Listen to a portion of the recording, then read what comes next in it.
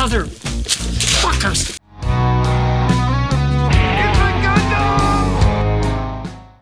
As the gaming industry becomes more and more popular, more prominent in the mainstream media, and being respected as an art form, it also suffers the pitfalls of that new-found celebrity. And that often is corporate greed. Corporate greed is the means of which that destroys our society, in my personal opinion. I'm sure that if aliens exist and they see us, they probably think, what a race of madmen. They destroy a planet's natural resources for imaginary wealth. But none of my existential crises are fitting here. And I know I may sound somber, but it's because I've partaken in such cancerous stupidity as of late that I am taken aback. I am breathless.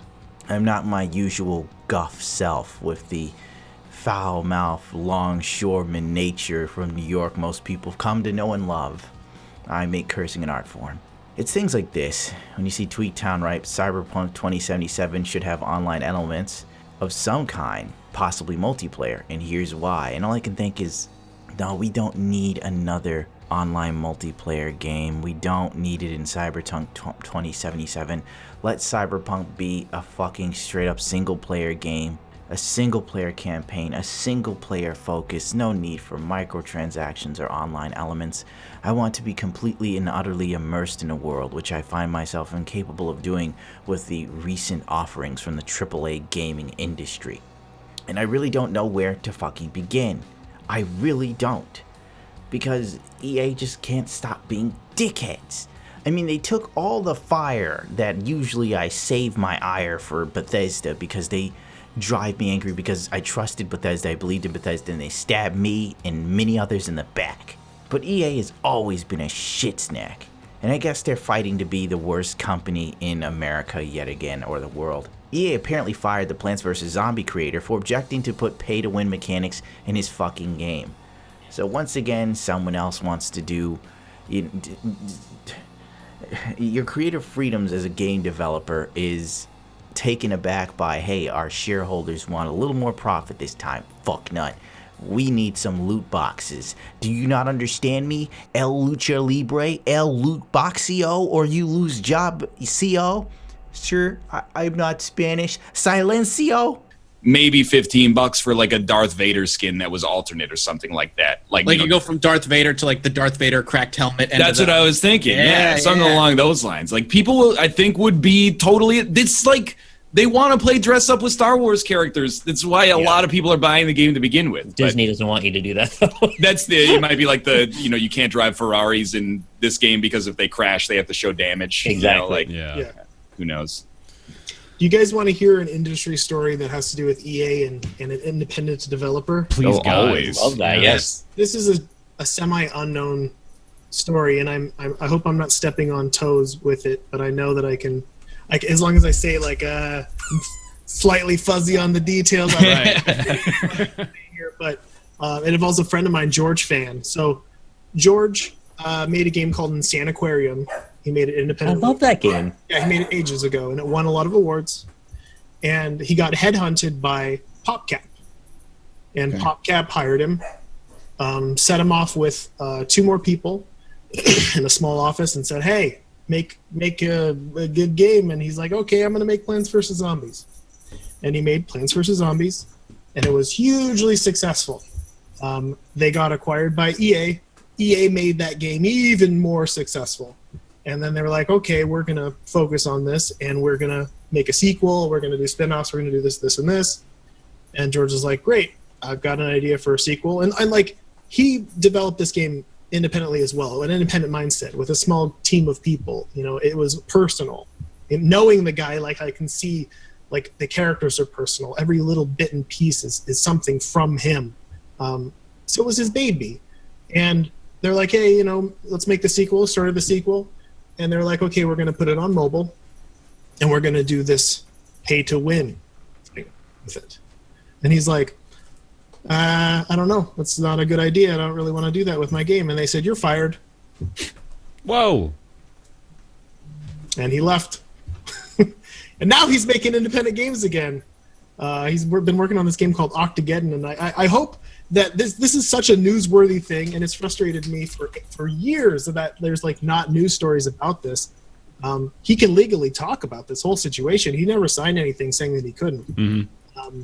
It's a crazy thing that he like, and this was ages ago, that he took a stand against something like that in a video game, and EA of course is in the mix here, and the response was, see ya. Like, if you don't want to play by the rules, then you can go play by yourself. Like, nobody really knows about it.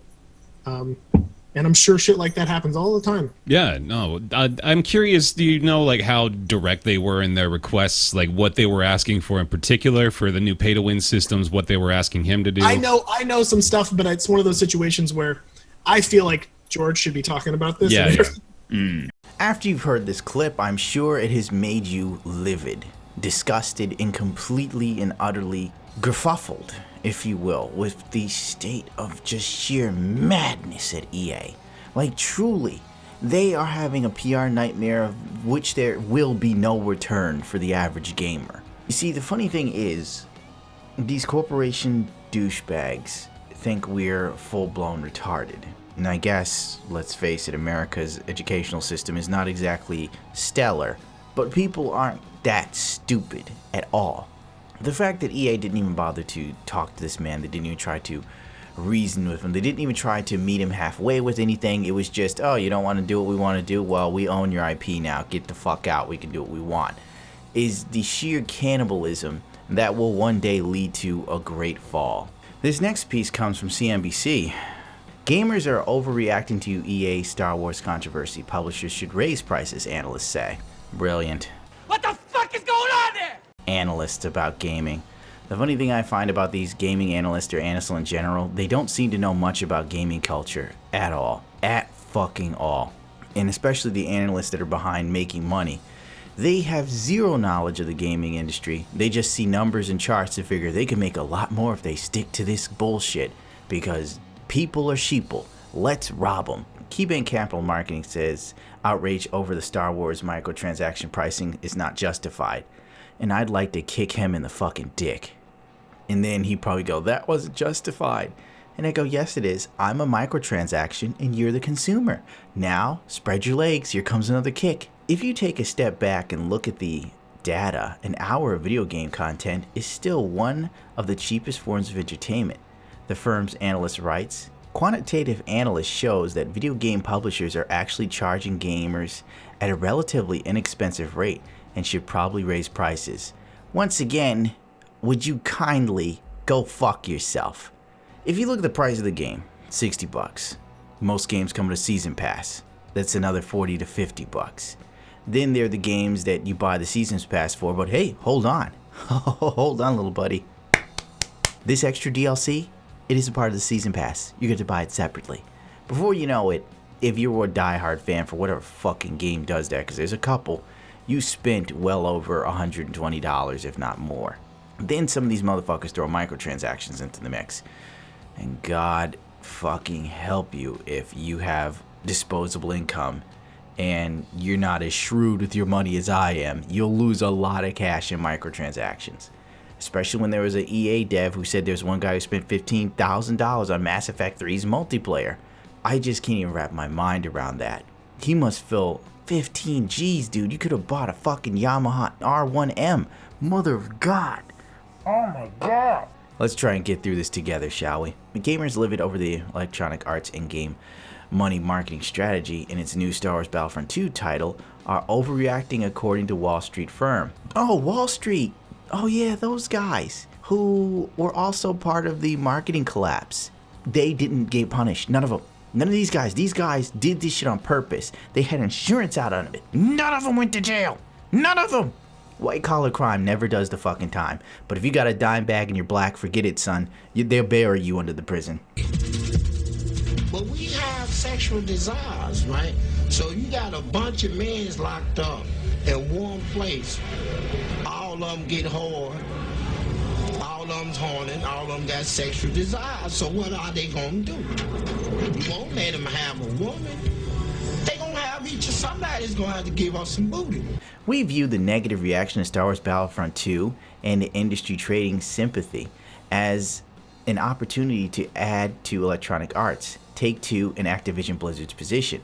The headlining of Star Wars Battlefront 2 launch by EA has been poor. Despite this, we view the suspension of microtransactions in the near term as a transitory risk.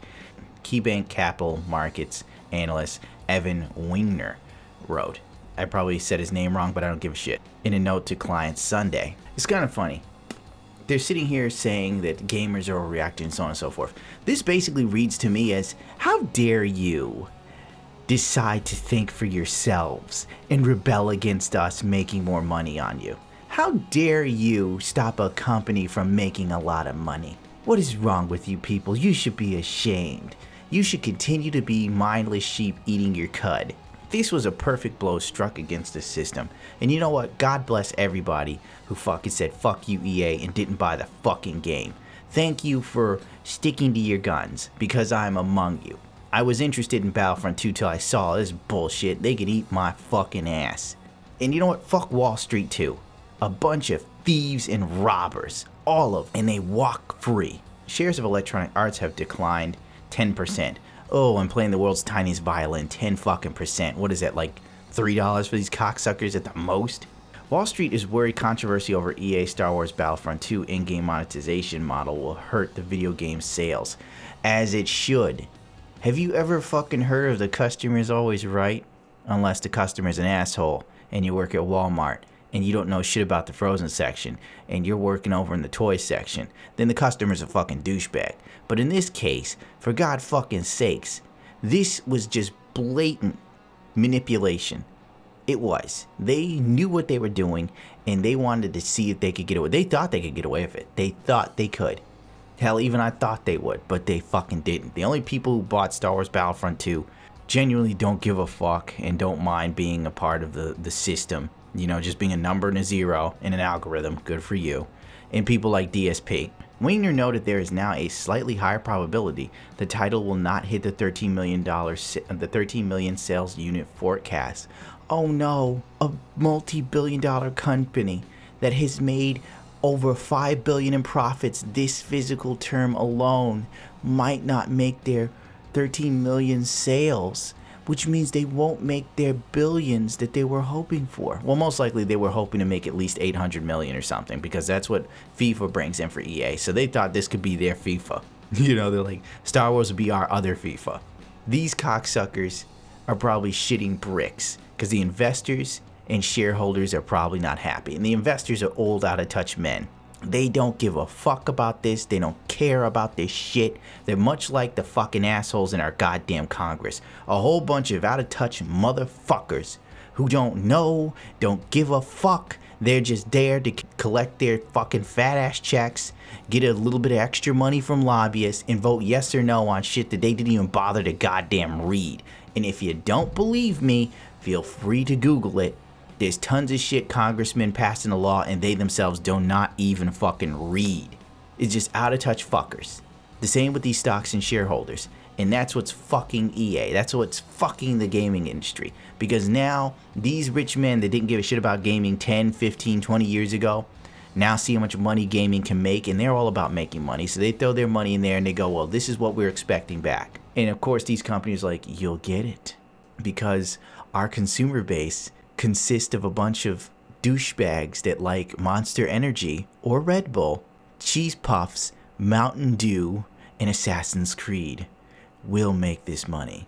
The analyst estimates cost per hour in the typical Star Wars Battlefront 2 player. He said if a gamer spent $60 for the game, an additional $20 per month for the loot, microtransaction boxes, and played around 2.5 hours a day for 1 year, that comes out to roughly 40 cents per hour of entertainment.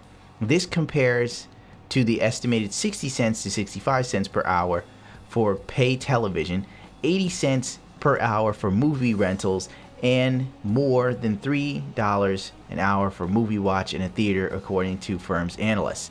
Case in point, completely fucking out of touch. Basically, they look at this shit, they do the math, they don't have any fucking idea, because they assume, you know, the average gamer has 2.5 hours to kill on this. They don't have anything better to do. They're not on their yacht in their tiny little tiki bar over in Maui, so they have plenty of time for this every day. And of course they'll spend $20 per month on loot box microtransactions because, you know, there's no shot that they wouldn't happen to have anything like bills or responsibilities. They're gamers. Therefore, $20 a month on loot boxes seems rational. Once again, fuck yourself, Wingwin. Is that his fucking name? If you take a step back and look at the data, an hour of video game content is still one of the cheapest forms of entertainment, he wrote. The funny thing about video gaming is it's so rare you actually find a game you sit and play for prolonged periods that you actually love. I find most people now get games because their friends are playing it, so then they play with them online. The real payoff in video gaming is a single player campaign, like games like Persona 5, Skyrim before it was released on every fucking thing under the goddamn sun, Fallout games before Fallout 4, Dragon Age before Dragon Age 2 and Inquisition. These were games, Knights of the Old Republic, etc. These were games that you could get into, you could enjoy, and just play. You know? I remember Final Fantasy Online, an MMORPG, and my character story was my own.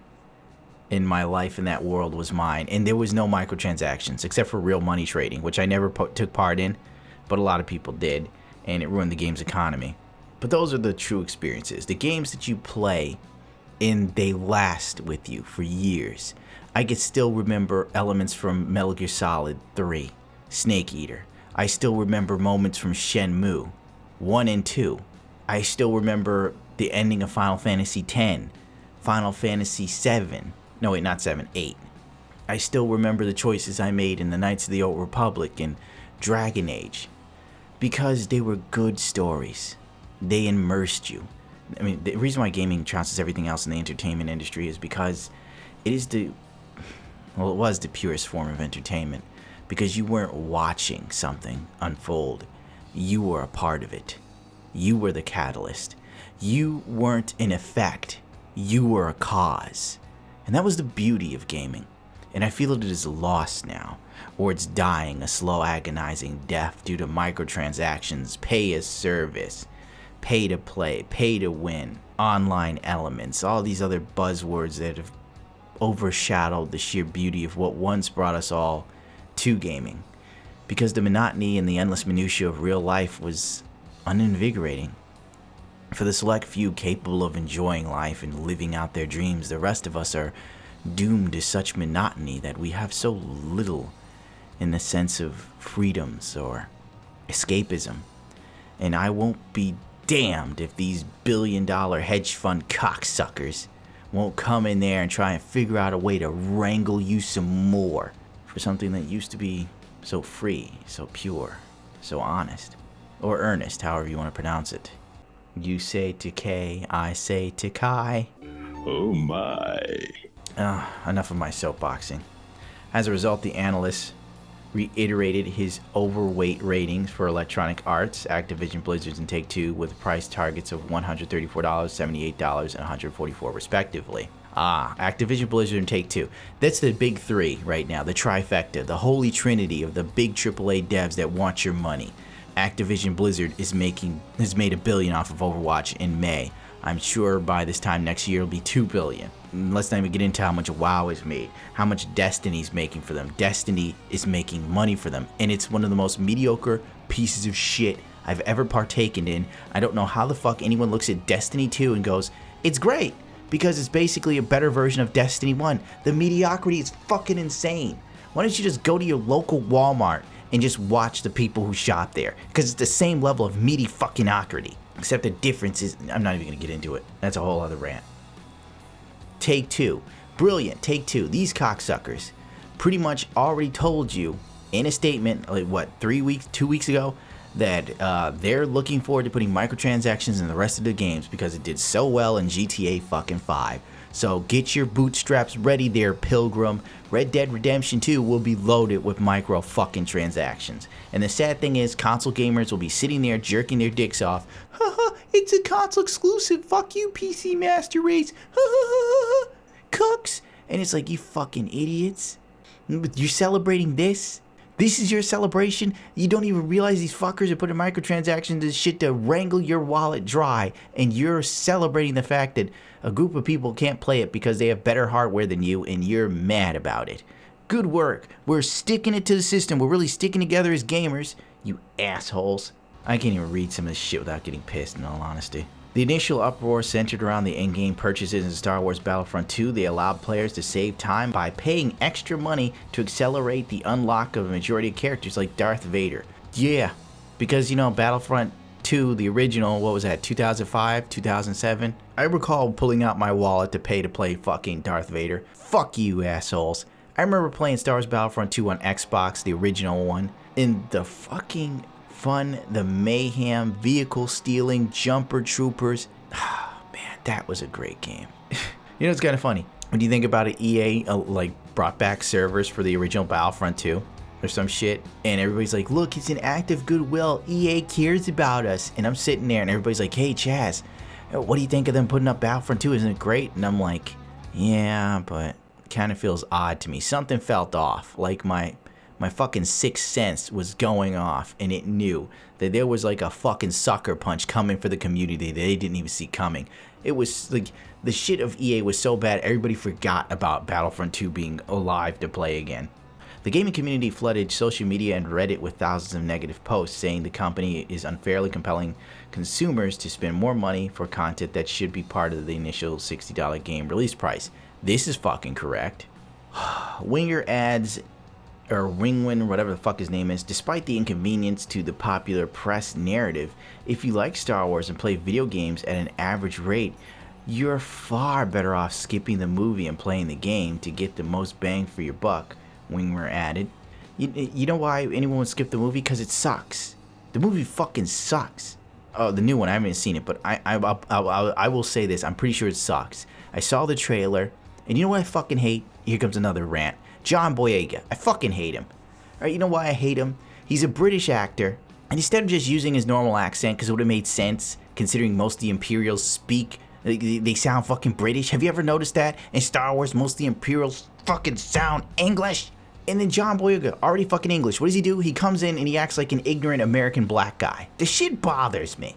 Why couldn't he be like refined on some level? And God, is his acting shit. So is Rey's acting. Everybody's acting was shit in that movie.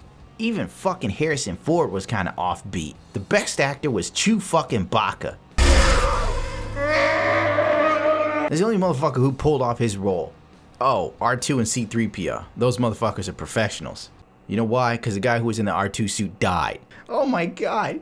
He's so full of fury. I only wish that they allowed people to write comments to this crap, because it's amazing. It's amazing. Like, this article alone is just pure cancer. For the simple fact, another dude sitting in a Wall Street chair whose only concern in life is how to get extra money and to fuck over somebody has weighed in with his 2 brilliant cents on how EA shouldn't have backed out on the microtransactions. Is it not clear the fact that nobody's buying the game? It's down 60% or some shit I was reading? Fuck my life. I should have kept all these articles up, but usually like I read this shit and then I like go, oh yeah, that's right, I remember reading that. Let's see, the UK box charts show disappointing debut for Star Wars Battlefront 2. First week sales were more than 50% down with last year's shooter. Nice. So a better game is doing worse than a worse game last year.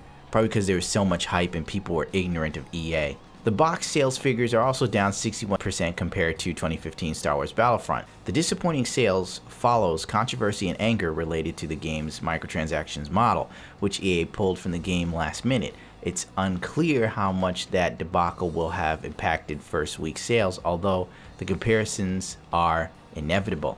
Digital will have made up for some of that drop off based on the performance of other games this year.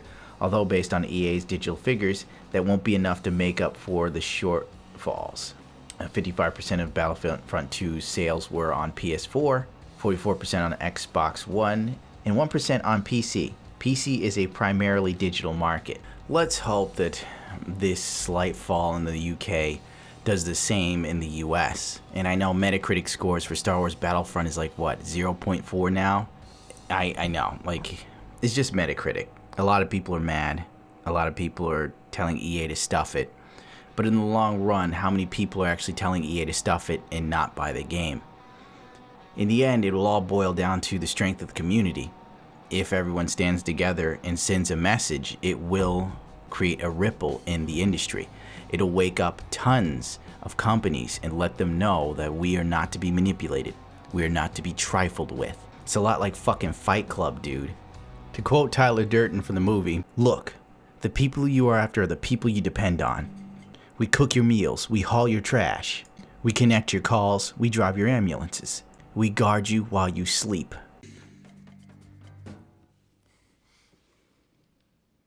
Do not fuck with us. And that is as good a note as any to leave this on. Hopefully I could put the original version in the fucking video, but odds are YouTube's algorithm won't look at this small snippet and go, oh, he's trying to create a point with a narrative that's relatively relevant to his demographic age group. No, he's just stealing from fucking IMAX or whatever, so we're gonna copyright the entire video. A 20-minute video for a 23-second clip. Every bit of revenue goes to that 23-second clip because obviously everyone came to see the video for that last 23 seconds. You don't have to rate, comment, subscribe this because it isn't my usual fare. It's not exactly funny. It's more straight and to the point. And that is a bit out of character for me. But then again, it's also 12 in the morning and I've been editing a Dark Souls video for shit since like 5 p.m. So yeah, it's been a while. I'm not a good editor. I hope you realize that. Rate, comment, subscribe if you so choose to. If not, to hell with it. I don't expect anyone to give more of a shit than me in the age of apathy. But if you so choose to follow me, just know that every one of you behind me makes my voice louder in an ever more increasing industry of corporate shills, corpulent pigs, high off of greed and power, and famous internet celebrities on Twitch and YouTube who have no bones about taking money and misguiding you for the sole purpose of lining their pockets and paying for their absorbently beautiful house and really nice car. And then sometimes they even have the balls to tell you you should donate to their fucking Patreon. And to that I say, suck my dick, fuck you. I'd rather take that dollar and buy, fuck, what can you get with $1 these days? Oh, an iced tea. Oh yeah, I can get iced tea, sweet. I'm gonna go do that. I'm out of here, guys.